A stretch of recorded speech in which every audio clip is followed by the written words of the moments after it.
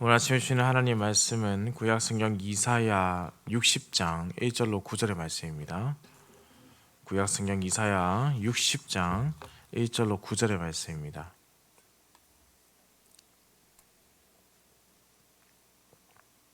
함께 한 목소리로 합독해서 읽겠습니다. 일어나라, 빛을 발하라. 이는 내 빛이 이르렀고 여호와의 영광이 내 위에 임하였음이니라.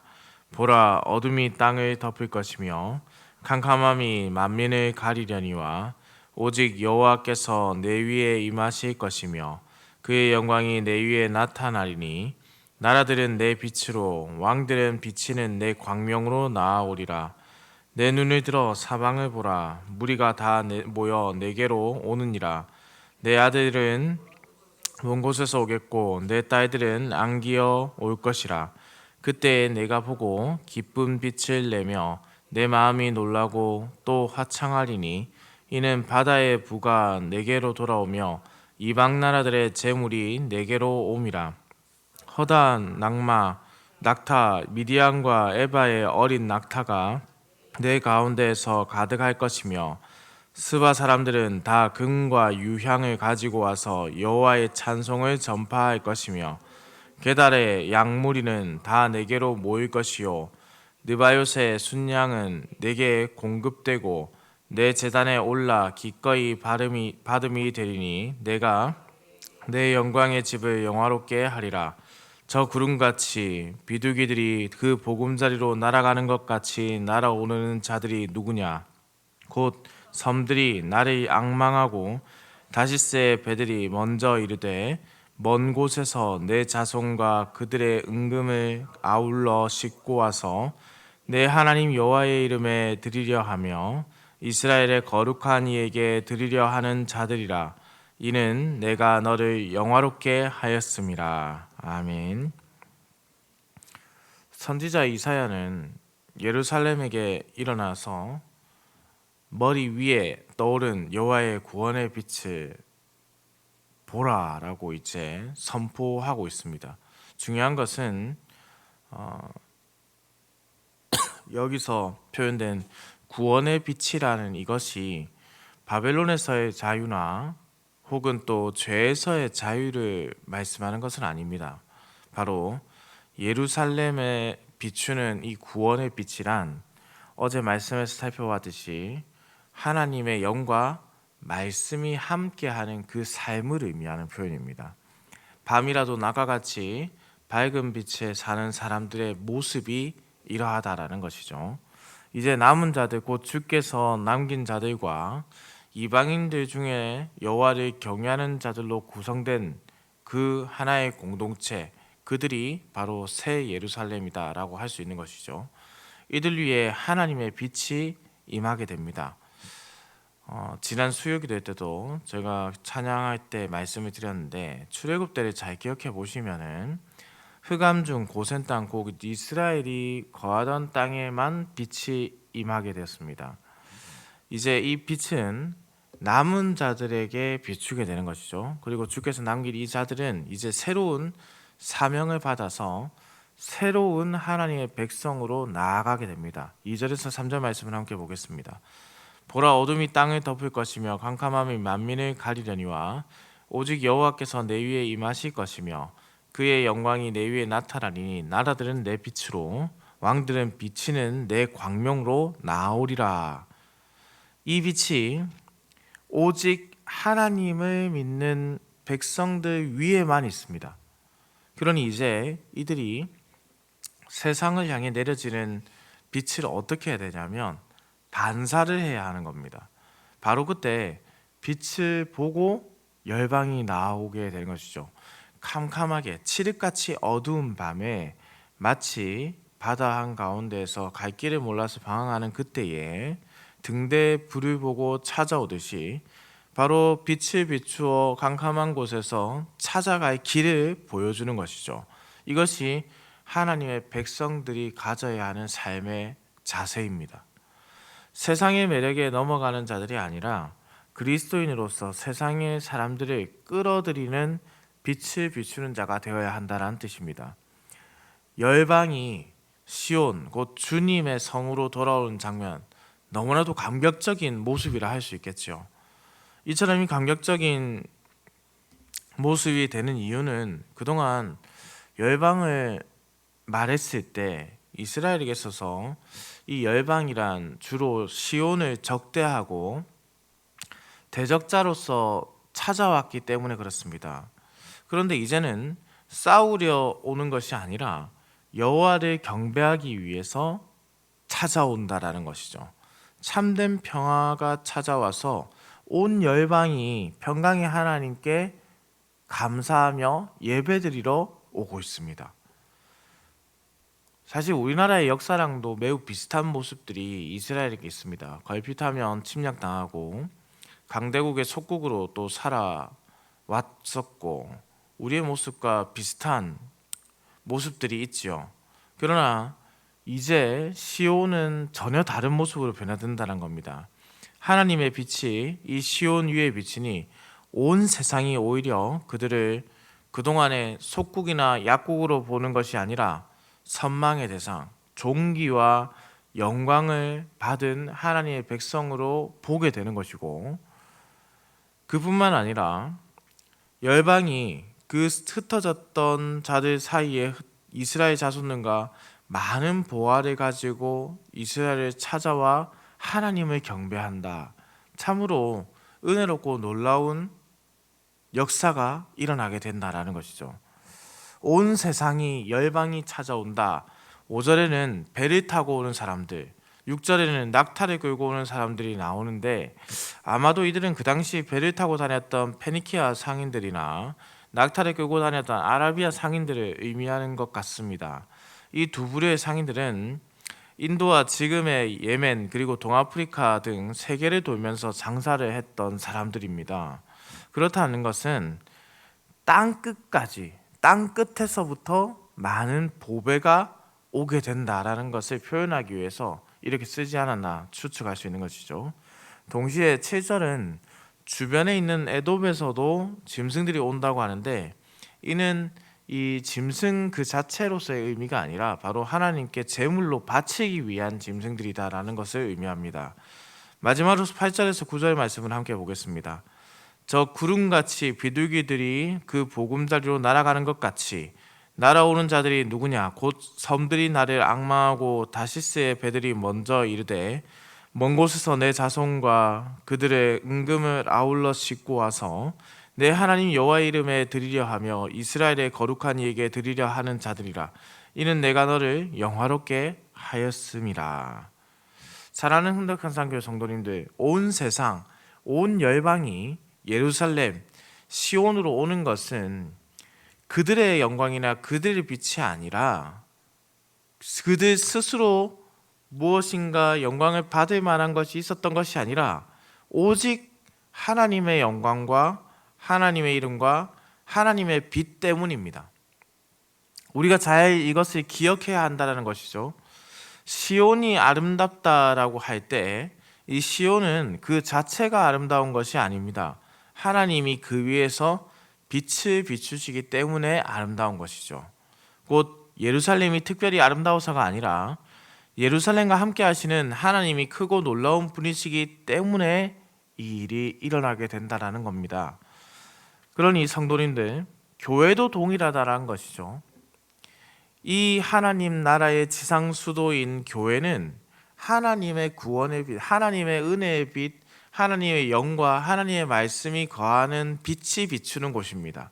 그리고 교회는 이 빛을 세상에 반사해 주어야 하는 사명을 받은 공동체라는 것이죠. 하나님의 말씀이 거하고 하나님의 영이 빛을 비추는 바로 그 공동체는 열방을 향해서 스스로 빛을 비추는 것이 아니라 그 빛을 반사하여 비추게 됩니다. 열방을 향해 선포하는 것이죠. 예수 그리스도의 살아있는 말씀과 또 하나님께서 그동안 오랜 시간 선지자를 통해서 주셨던 예언의 말씀과 그것을 해석할 수 있고 그것을 이해할 수 있게 하는 성령의 은혜를 함께 비추는 것입니다. 그때 바로 그 반사의 빛을 받은 열방이 주께로 돌아오게 된다. 안타까운 것은 사람들이 이 은혜의 빛을 모르고 다른 것을 빛인 줄 알고 찬양하거나 자신들 스스로 교회의 성장을 이루었다고 생각한다는 점입니다. 열방은 교회의 아름다움이 아니라 교회의 머리가 되시는 예수 그리스도를 찬양하기 위해서 모이는 것입니다. 그런데 그 빛을 사람의 행포로 빼앗아서야 되겠습니까? 하나님만을 찬양하고 하나님의 빛을 나타내는 교회가 되어야 합니다. 그게 교회의 진정한 아름다움이라는 것이죠. 사랑하는 성도님들, 우리의 그러면 아름다움은 어디에 있습니까? 우리의 자랑이, 우리 교회의 자랑이 오직 예수 그리스도 한 분이 맞습니까? 다른 것에 집중하다 보면은 빛을 제대로 반사하지 못하게 된다는 것이죠.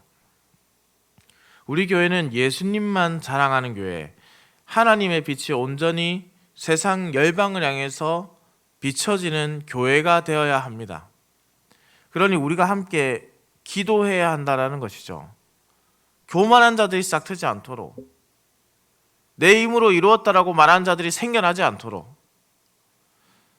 사랑하는 성도들, 우리 한국교회에 많은 개척교회들이 있었습니다.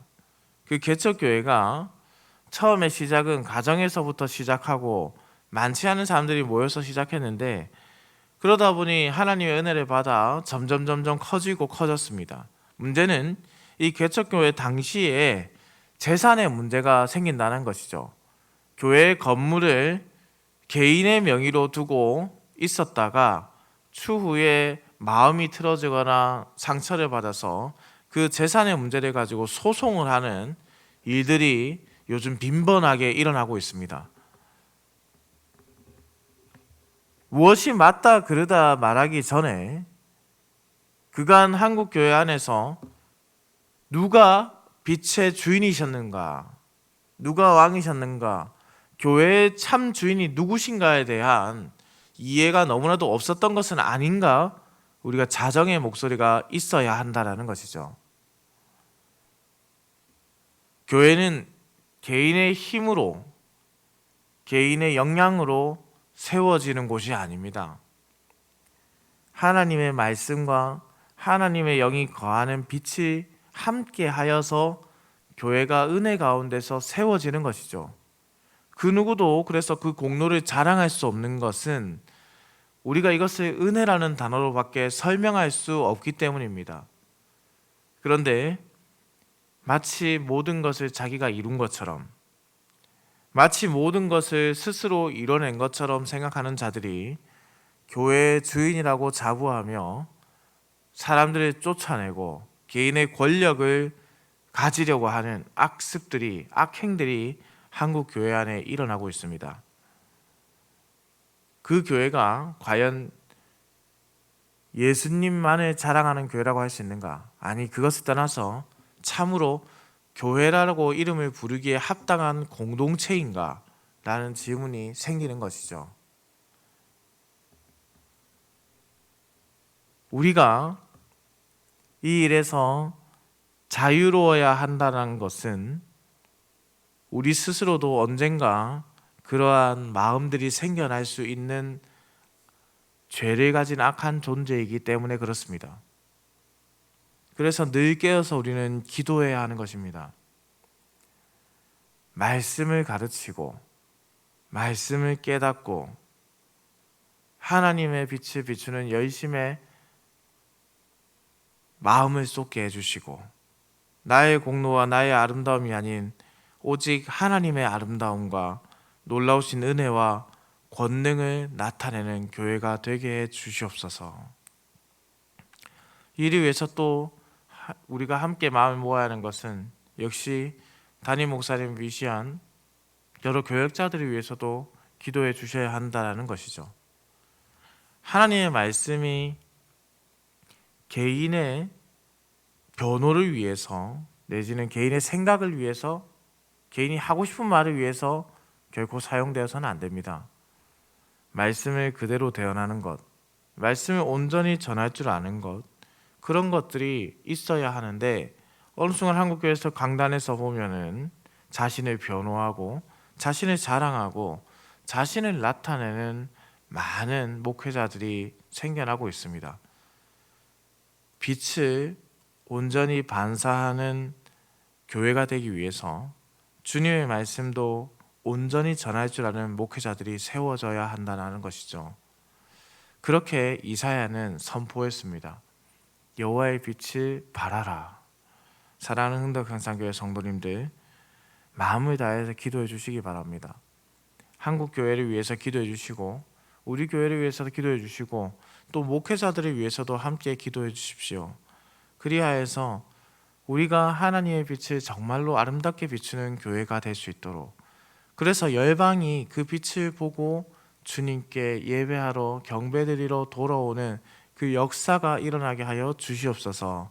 예수 그리스도께서 이미 이 땅에 오셨고 또 아직 완성을 향해서 달려가고 있는 그 마지막 날을 향해서, 재림을 향해서 달려가고 있는 이때에 예수 그리스도의 다시 오심을 기뻐하고 그것을 준비하는 교회, 그 빛을 온전하게 세상에 반사하는 교회, 그 교회가 되게 하여 주옵소서. 우리란 마음과 열심으로 함께 기도하는 시간이 되기를 소망합니다. 기도드립니다. 사랑과 은혜가 풍성하시며 인간의 생사화복을 주관하시는 천지를 지으신 살아계신 우리 하나님 아버지, 간밤에도 급하고 옳은 소식 없이 우리를 지켜주셨다가 이렇게 아침에 깨워 주의 전으로 불러주시니 감사와 찬송을 올려드립니다. 하나님, 우리에게 주신 이 생명의 하루를 나의 욕심과 나의 생각으로 쓰지 않게 하시고 온전히 하나님의 기쁨이 되도록 쓰이게 하여 주시옵소서. 하나님 아버지, 우리 흥덕향상교회를 기억하여 주옵소서. 이 교회가 주님의 빛을 세상에 반사하여 비추는 교회가 되게 하여 주시옵소서. 그리하여 열방이 주님께 돌아오는 발판이 되게 하시고 주님의 구원을 기뻐하는 자들로 가득하게 하여 주옵소서. 우리의 능력으로 이 일이 일어날 수 없다는 것을 너무나도 잘 알고 있습니다. 주님의 말씀과 성령의 능력으로 이 일을 하게 하시고 교만하지 아니하고 온전히 높임을 받으실 하나님만 찬양하는 교회가 되게 하여 주옵소서. 무더운 여름을 지나고 있습니다. 주께서 이 무더운 여름 가운데 흥덕향상교회 성도들이 지치지 않도록 지켜주시고 내일부터 있을 청년부수련회 가운데 하나님의 크신 은혜가 가득하도록 모든 시간과 일정 가운데 함께 하시고 지키시고 보호하시고는 은혜를 더하여 주시옵소서. 오늘은 우리가 또 수요기도회로 저녁에 모이게 됩니다. 말씀을 전하는 자에게 하나님께서 함께 하시고 성령의 능력을 더하사 하나님의 사자로서 가감없이 주님의 말씀을 선포하게 하시고 듣는 이들에게 하나님의 말씀이 심겨지는 은혜로운 시간이 되게 하여 주시옵소서. 오늘도 운전하는 모든 성도들의 운전대를 붙잡으시고 주께서 모든 성도들의 가정과 생업을 지키시어 들어가거나 나가거나 주의 복을 누리는 하루가 되게 하여 주옵소서. 감사를 드립니다. 살아계신 우리 주 예수 그리스도의 이름으로 기도드립니다. 아멘.